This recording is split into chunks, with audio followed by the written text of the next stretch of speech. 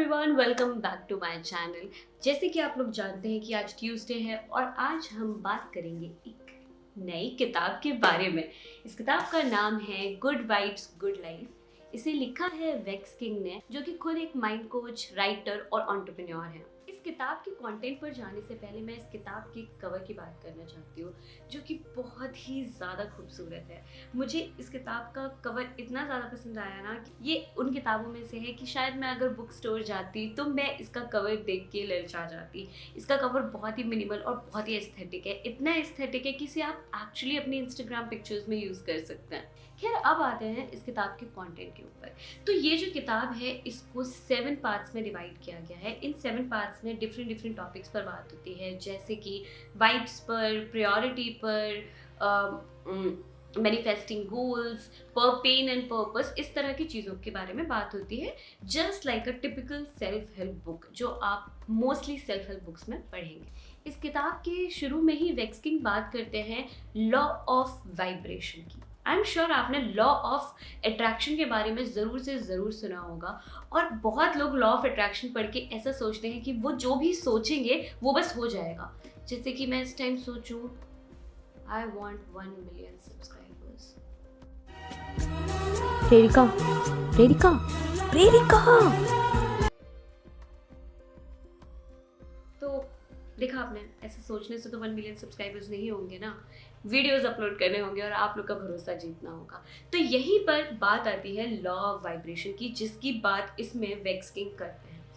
वो कहते हैं कि यूनिवर्स की हर चीज़ एटम से बनी है और एटम में थोड़ा बहुत वाइब्रेशन, लिटिल वाइब्रेशन होता ही होता है। तो जब आप अपने आप को पॉजिटिव लोगों के आसपास रखते हैं तो आपकी वाइब्रेशन इंक्रीज हो जाती है, और जब आप नेगेटिव लोगों के आसपास आते हैं या कोई नेगेटिव इन्वायरमेंट वाली जगह में आते हैं तो आपकी जो वाइब्रेशन है वो कम हो जाती है, और इससे आपका स्टेट ऑफ हैप्पीनेस, आपकी मैनिफेस्टिंग स्पिरिट, ये सब बहुत ज़्यादा इम्पैक्ट होती है। उनकी ये बात मुझे कुछ हद तक सही भी लगती है, क्योंकि जैसे आपने खुद को भी कहते कभी कभी सुना होगा, यार उस इंसान की ना मुझे वाइब पसंद नहीं आई, या उस जगह जाकर ना वाइब्स बहुत ही ज़्यादा खराब थी यार, मैं बिल्कुल वहाँ पे बैठ नहीं पाया। या फिर आप कभी कोई घर देखने जाते होंगे और आपको लगता होगा कि मुझे इसी घर में रहना है क्योंकि इस घर की वाइब्स बहुत अलग है।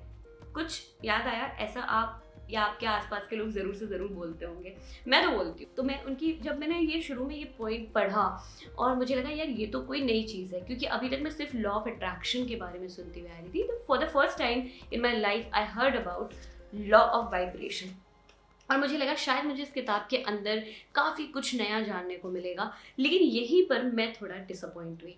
मुझे ये किताब आगे के पन्नों में बहुत ज़्यादा रिपीटेटिव लगी, और इसके मैंने मोस्टली अच्छे रिव्यूज़ ही सुने थे और शायद किताब डिसेंट भी है। पर मैं ये कहना चाहूँगी कि इस किताब में बहुत सारी चीज़ें सिर्फ रिपीटेटिव है, जैसे कि अपने गोल्स मैनिफेस्ट करना, या जैसे अपने आप को पॉजिटिव लोगों के आसपास रखना, या फिर अपने लिए टाइम निकालना, या फिर अपने गोल्स लिखना, टू डू लिस्ट बनाना। तो ये सब चीज़ें ऐसी हैं जिन्हें आप एक्चुअली बहुत सारी सेल्फ हेल्प बुक में पाएंगे ही पाएंगे। और ज़्यादातर लोग की ना ये सबसे ज़्यादा प्रॉब्लम रहती है सेल्फ हेल्प बुक्स पढ़ने में, कि एक ही बात को हर सेल्फ हेल्प बुक में रिपीट किया गया है। और यहीं पर शायद मुझे ये किताब थोड़ी डिसअपॉइंट करती है, क्योंकि मैं बहुत सारी सेल्फ हेल्प बुक्स अब पढ़ चुकी हूँ। तो जब मैंने इसे पढ़ा, जब मैं लॉ ऑफ वाइब्रेशन मैंने पढ़ा, मैं बहुत एक्साइटेड थी कि आगे इस किताब का कंटेंट क्या होगा, लेकिन आगे चल के मुझे वही बातें लगी। लेकिन इसका मतलब ये नहीं है कि इस किताब ने मुझे कुछ सिखाया नहीं। Mostly like 90% of the self help books आपको कुछ सिखा के जाती है, अगर आपके अंदर वो पेशेंस है तो। अगर आप उन्हें पढ़ना पसंद करते हैं तो आप ज़रूर से ज़रूर सीखेंगे। तो मुझे भी इस किताब से कुछ लेसन्स मिले, जो मैं आपको बताती हूँ कि मुझे कुछ चैप्टर्स वाकई बहुत अच्छे लगे हैं, जिनके बारे में मैं आपको ब्रीफ में बताती हूँ। जो एक चैप्टर मुझे बहुत अच्छा लगा वो था stay clear of any kind of gossip. अब कहीं ना कहीं हम सब एक्चुअली गिल्टी हैं इस बात की कि हमने गप्पों में ना अपना समय बहुत ज़्यादा गंवाया है, बहुत ज़्यादा वेस्ट किया है, और हमें गप्पों में बहुत मज़ा आता है। और जब हम वो गप्पे करते हैं, जब हम गॉसिप करते हैं, उसमें हम कई ऐसी नेगेटिव चीज़ें कह देते हैं जो हमें नहीं कहनी चाहिए। इस किताब और वेक्स किंग के अकॉर्डिंग जितनी बार भी आप एक नेगेटिव थॉट यूनिवर्स में डालते हैं, वो एक नेगेटिव वाइब्रेशन क्रिएट करता है, जिससे आपकी खुद की वाइब्रेशन लो होती है, which ultimately impacts your life। और वैसे भी आप जो टाइम गप्पों में लगा रहे हैं उसे आप वाइजली यूज़ कर सकते हैं अपने पर्सनल डेवलपमेंट के लिए।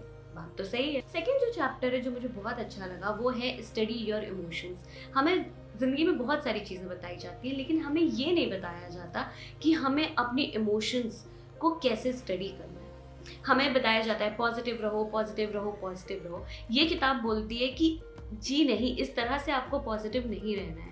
आप अपने नेगेटिव थॉट्स को सरपास या डिसमिस करके पॉजिटिव ना रहें। जो भी आपके माइंड में चल रहा है वो चाहे जैसा भी थॉट है उसे एड्रेस करें, उसे देखें कि आपको गुस्सा आ रहा है, एंजाइटी हो रही है या डर लग रहा है, किस टाइप का इमोशन आप एक्चुअली अपने अंदर एक्सपीरियंस कर रहे हैं।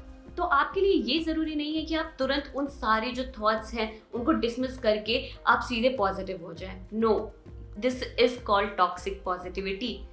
इस तरह की पॉजिटिविटी की कोई ज़रूरत नहीं है। अगर आपको कोई नेगेटिव इमोशन एक्सपीरियंस हो रहा है तो उसे स्टडी करिए, देखिए कि आपको वो क्यों हो रहा है, उसे एड्रेस करने की कोशिश करिए। ये एक्चुअली आपकी लाइफ में बहुत ज़्यादा काम आएगा और मुझे ऐसा लगता है कि थोड़ा बहुत इस चीज़ को मुझे भी अपनी लाइफ में इम्प्लीमेंट करने की ज़रूरत है और इसलिए मुझे ये पर्टिकुलर चैप्टर बहुत ज़्यादा पसंद आया था। तीसरा जो एक चैप्टर है इस किताब में वो है चेंजिंग योर बिलीफ। ये जो चैप्टर है ना, ये बात शायद मुझे कभी किसी और सेल्फ हेल्प बुक में नहीं मिली या मिली भी होगी तो मुझे याद नहीं है। इस चैप्टर में वो बताते हैं कि क्या होता है ना, बहुत बार आप दूसरों का जो आपके टुवर्ड्स बिलीफ है, जो दूसरे आपके बारे में सोचते हैं, आप वही अपने बारे में सच सोचने लगते हो। और ऐसा बहुत बार होता है कि जब आप किसी पर्सन को बहुत एडमायर करते हो, जैसे कि आपके ही घर में कोई हो, कोई कज़न हो आपका जिसे सब लोग बहुत एडमायर करते हो और आप बड़े होके उनकी तरह ही बनना चाहते हो, तो कहीं ना कहीं वो जो भी आपके बारे में बोलेंगे आप वो यकीन कर लोगे और उसे अपनी ज़िंदगी की लिमिटेशन मान लोगे। ऐसा मेरे साथ तो हुआ है। मैं जिन लोगों को एडमायर करती थी उन लोगों ने हमेशा मुझे जो बोला कि मैं ये नहीं कर सकती क्योंकि मेरे ग्रेड्स अच्छे नहीं आते, या मैं ये नहीं कर सकती, वो मैंने कहीं ना कहीं अपने दिमाग में बिठा लिया क्योंकि maybe I am not intelligent enough, उनकी जैसी मैं इंटेलिजेंट नहीं हूँ तो मैं ये चीज़ नहीं कर पाऊंगी। और ये शायद मैंने अपने साथ सबसे ज़्यादा गलत चीज़ की जो मैंने अपने साथ करी। इससे मेरा कॉन्फिडेंस कम हुआ, इससे मैं कभी बियॉन्ड सर्टेन कन्वेंशनल थिंग्स जो होती है ना उनके बियॉन्ड जाके नहीं सोच पाई। अगला जो एक चैप्टर है वो मेरे लिए बहुत ही इम्पॉर्टेंट सा साबित हुआ, जैसे कंसिस्टेंसी लीड्स टू रिजल्ट्स। ये थे आई थिंक एक तरह से मेरे लिए रिमाइंडर था कि मुझे यूट्यूब में बहुत कंसिस्टेंट रहना है और अगर आप कोई भी चीज़ को कंसिस्टेंटली करते हैं तो वो आपको रिजल्ट देगी। फिर वो चाहे मेडिटेशन हो, अफर्मेशंस हो, जर्नलिंग हो या सुबह उठना हो, कुछ भी हो, अगर आप उसे कंसिस्टेंटली करते रहेंगे तो आपको उसके रिजल्ट्स ज़रूर से ज़रूर मिलेंगे। तो ये बहुत बड़ा पॉइंट रहा मेरे लिए कि नहीं, मुझे अपनी यूट्यूब पर, मतलब मैंने इसको अप्लाई किया यूट्यूब में, क्योंकि मैं बाकी चीज़ों में शायद फॉलो करती हूँ लेकिन यूट्यूब में थोड़ा बहुत रह जाता है। और मैंने इसको इस पर्टिकुलर चैप्टर को पढ़ के सोचा था now I will be very consistent on YouTube and I am trying to be, I am really trying to be. और एक लास्ट चैप्टर है जो मुझे बहुत अच्छा लगा और जिसे मैं बहुत बार इस किताब को उठा के पढ़ लेती हूँ। जैसे कि अगर कभी सुबह उठ के मेरे पास टाइम नहीं है सेल्फ हेल्प बुक पढ़ने का तो मैं ये एक चैप्टर है जो इस किताब से ज़रूर निकालती हूँ और वो है ऑर्डिनरी और एक्स्ट्राऑर्डिनरी। तो इसमें ना शुरू की लाइन में लिखा हुआ है कि ऑर्डिनरी और एक्स्ट्रा ऑर्डिनरी लोगों में सिर्फ एक डिफरेंस होता है कि extra ordinary people will get things done even when they don't feel like it because they are fully committed to their goals.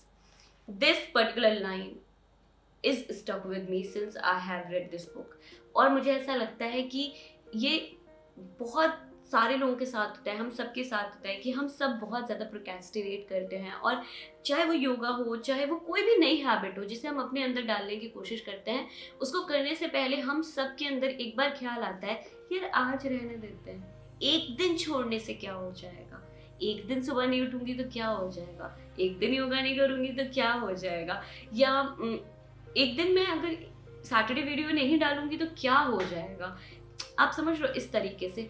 लेकिन यहीं पे ऑर्डिनरी और एक्स्ट्रा ऑर्डिनरी का डिफरेंस आता है। एक्स्ट्रा ऑर्डिनरी वही होता है जो तब भी चीज़ें करता है जब उसका मन नहीं करता। एक्स्ट्रा ऑर्डिनरी अपने मन का गुलाम नहीं होता। अगर मैं इसको हिंदी में ट्रांसलेट करके कहूँ तो मैं ये कहूँगी। तो ये जो चैप्टर था ना, ये मेरे लिए बहुत ही आई ओपनर सा रहा और मुझे लगा कि maybe this is where like you know most of the people miss on their lives. Like बहुत ज़्यादा ज़रूरी है चीज़ें तब करना जब आपका मन नहीं है।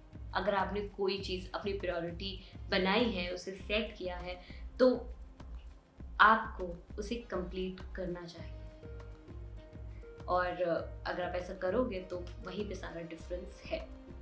तो ये कुछ चैप्टर्स थे जो मुझे इस किताब में काफ़ी पसंद आए थे, लेकिन मैं आपसे फिर से बोलना चाहूँगी कि मुझे ये किताब बहुत जगह पर बहुत ज़्यादा रेपिटेटिव लगी।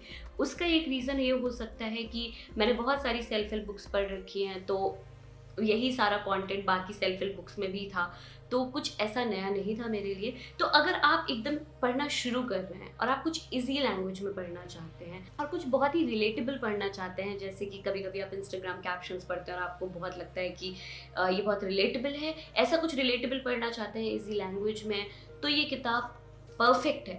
लाइक ये किताब बिगनर फ्रेंडली है, ये किताब बहुत ही आसान भाषा में लिखी हुई है और ये किताब शायद वो जनरल बातें करती है जिसे हर एक इंसान सुनना चाहता है। लेकिन अगर आप मेरी तरह बहुत सारी सेल्फ हेल्प बुक्स पढ़ चुके हैं और आप रेगुलरली सेल्फ हेल्प बुक्स पढ़ते हैं, तो शायद आपको इस किताब का कंटेंट रिपीटेटिव लगे, मुझे तो लगा। तो मैं आपको ये किताब नहीं रिकमेंड करूँगी पढ़ने के लिए अगर ऐसा है तो ये था मेरा गुड वाइब्स गुड लाइफ का रिव्यू। आई होप आपको ये रिव्यू पसंद आया होगा। अगर आया है तो do not forget to like, comment, share and subscribe to my channel. And I upload book related videos every Tuesday, so please hit that bell icon so that you are notified every single time I upload a video. और अगर आप ये किताब order करना चाहते हैं तो मैं इसका लिंक डिस्क्रिप्शन बॉक्स में दे दूंगी, आप वहाँ जाके ऑर्डर कर सकते हैं। और अगर आपने ये किताब पढ़ी है तो please do not forget to share your views on the same. Let's chat on the comment section and I'll see you in the next video. Bye bye.